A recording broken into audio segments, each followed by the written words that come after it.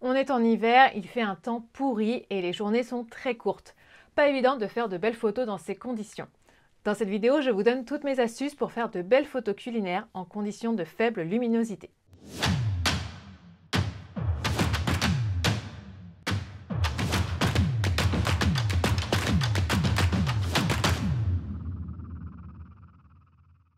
Bonjour, je suis Mélanie Roussel, styliste et photographe culinaire, aussi connue sous le pseudo Les Recettes de Mélanie.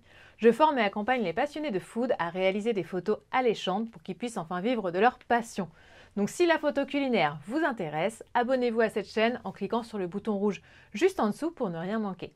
Je publie une vidéo tous les samedis. Et avant de passer au contenu de la vidéo, je vous informe aussi que vous pouvez télécharger mon guide sur le matériel en photo culinaire gratuitement en cliquant sur le lien dans la barre d'infos.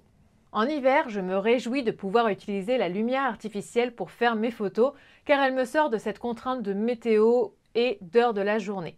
Si vous avez envie d'apprendre à utiliser la lumière artificielle, j'ai une formation dédiée sur le sujet. Le lien est dans la description de cette vidéo. Toutefois, dans cette vidéo, je voulais vous donner 8 conseils pour réussir au mieux vos photos quand il fait un temps pourri ou quand le jour commence à décliner sans faire appel à la lumière artificielle. Premier conseil, rapprochez-vous de votre source de lumière, donc de votre fenêtre. Ça, c'est quelque chose que j'applique même quand il fait beau. J'essaie de me mettre le plus proche possible de ma fenêtre pour avoir de beaux contrastes. Donc j'ai une exposition qui est nord-nord-est, donc je n'ai pas la lumière directe. Si vous avez une lumière directe, vous pouvez utiliser un voilage blanc ou un diffuseur pour obtenir une lumière douce qui sera plus flatteuse en photo culinaire et plus facile aussi à dompter. Deuxième conseil, utilisez un trépied. Pourquoi ? Pour vous permettre de réduire la vitesse d'obturation de votre appareil.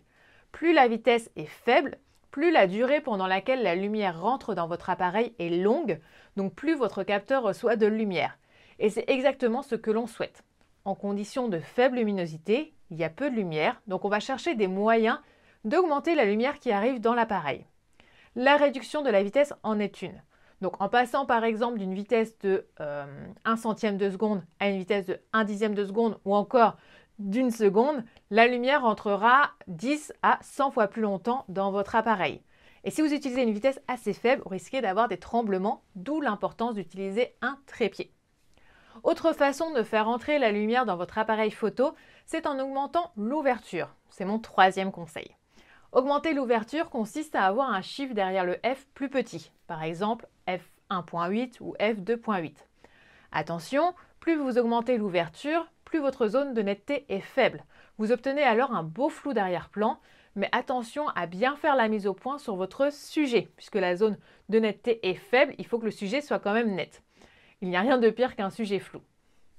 Dernier réglage permettant de faire rentrer la lumière dans votre appareil, ce sont les ISO. Plus vous allez les augmenter, plus la lumière va rentrer dans votre appareil, mais l'inconvénient c'est que plus vous les augmentez, plus votre photo comporte du grain, ce qui est peu esthétique.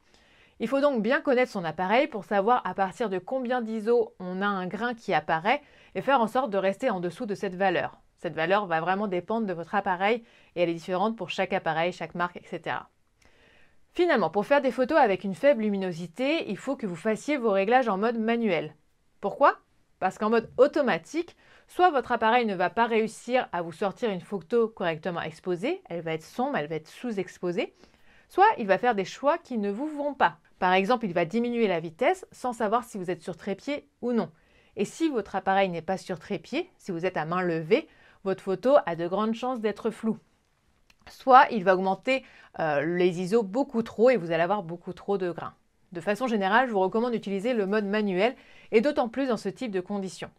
Si vous ne savez pas utiliser le mode manuel de votre appareil photo, vous pouvez regarder dans le mode d'emploi de celui-ci ou sur internet en tapant triangle d'exposition. C'est aussi quelque chose que j'explique dans plusieurs de mes formations. Si vous souhaitez vous former et maîtriser le mode manuel, vous pouvez cliquer sur le lien dans la barre d'infos de cette vidéo. Autre conseil, prenez vos photos au format RAW, c'est-à-dire le format brut. Oubliez le JPEG. Le format RAW vous permet de récupérer des informations sur la photo lors de la retouche. Ce qui m'amène au conseil suivant, sous-exposez légèrement votre photo. Vous allez avoir une photo qui paraît un peu plus sombre, donc vous aurez besoin de moins de lumière, mais vous pourrez tout de même récupérer cette lumière lors de la retouche sans dégrader la qualité d'image comme on le ferait en retouchant un JPEG. C'est tout l'intérêt d'utiliser un RAW.